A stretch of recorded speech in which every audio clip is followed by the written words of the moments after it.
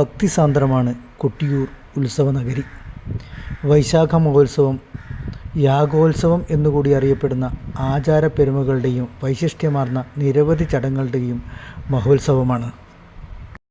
ഉത്സവനാളിലെ പരമപ്രധാന ചടങ്ങുകളിൽപ്പെട്ട ഇളനീരാട്ടം നടന്ന വ്യാഴാഴ്ചയും വിവിധ ഭാഗങ്ങളിൽ നിന്നും എത്തിയ സ്ത്രീകളടക്കമുള്ള ഭക്തജനങ്ങളാൽ ജനസാന്ദ്രമായിരുന്നു കൊട്ടിയൂർ. മഹോത്സവ നാളിലെ പ്രധാന ആരാധനകളിൽ രണ്ടാമത്തേതായ അഷ്ടമി ആരാധനയും പ്രധാന ചടങ്ങായ ഇളനീരാട്ടവുമാണ് ഞായറാഴ്ച നടന്നത്.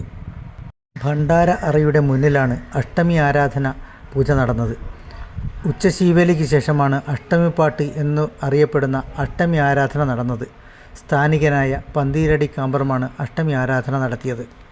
ബുധനാഴ്ച ഇളനീരാട്ടത്തിനായി വ്രതക്കാർ ആചാരപൂർവ്വം എത്തിച്ച് തിരുവഞ്ചിറയിൽ സമർപ്പിച്ച ഇളനീർക്കാവുകൾ വ്യാഴാഴ്ച രാവിലെ ഉഷപൂജയ്ക്ക് ശേഷം കൈക്കോളന്മാർ ചെത്തിയൊരുക്കി അഭിഷേകത്തിനായി മണിത്തറയിലെത്തിച്ചു. പയ്യന്നൂരിനടുത്ത കാങ്കോൽ ഗ്രാമത്തിലെ തെക്കേടത്ത് തറവാട്ടിലെ മൂത്ത പുതുവാൾ ആണ് കോവിലകം കയ്യാലയിലെ അധിപനായ കാര്യത്ത് കൈക്കോളൻ. കാര്യത്ത് കൈക്കോളൻ്റെ നേതൃത്വത്തിലുള്ള 30 അംഗ സംഘമാണ് ഇളനീരുകൾ മുഴുവൻ ചെത്തിയൊരുക്കി മണിത്തറയിലേക്ക് മാറ്റുന്നത്.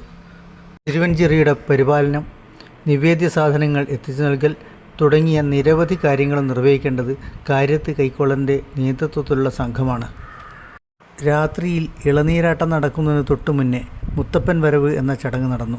പുറംകലയൻ സ്ഥാനികൻ മുഖത്തെഴുത്ത് നടത്തി ശരീരം മുഴുവൻ ചായം പൂശി കൊട്ടേരിക്കാവിൽ നിന്നും കുറിച്ച പടയാളികളുമായി എത്തി തിരുവഞ്ചിറയിൽ പ്രവേശിച്ച് മണിത്തറക്കടുത്ത മുഖമണ്ഡപത്തിലെത്തി ചപ്പാരം വാളുകളെ വണങ്ങി അരിയും കളഭവും പ്രസാദവുമായി മടങ്ങുന്ന ചടങ്ങാണിത്. ഇതേ സമയത്തു തന്നെ കുറിച്യപ്പടയാളികൾ കൂലോം കയ്യാല ആക്രമിക്കുക എന്ന ചടങ്ങും നടക്കുന്നുണ്ട്.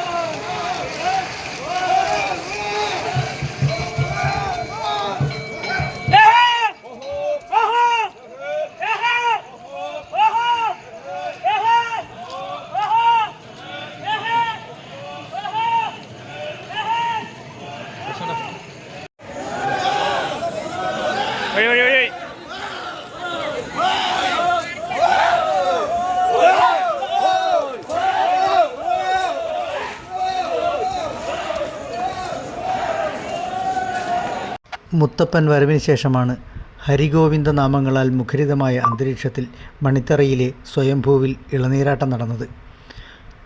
കാര്യത്ത് കൈക്കോളൻ ചെത്തിയൊരുക്കിയ ഇളനീരുകൾ സമുദായി ഭട്ടതിരിപ്പാടിൻ്റെ നേതൃത്വത്തിൽ ഉഷക്കാമ്പ്രം നമ്പൂരിയാണ് സ്വയംഭൂവിൽ അഭിഷേകം ചെയ്തത്.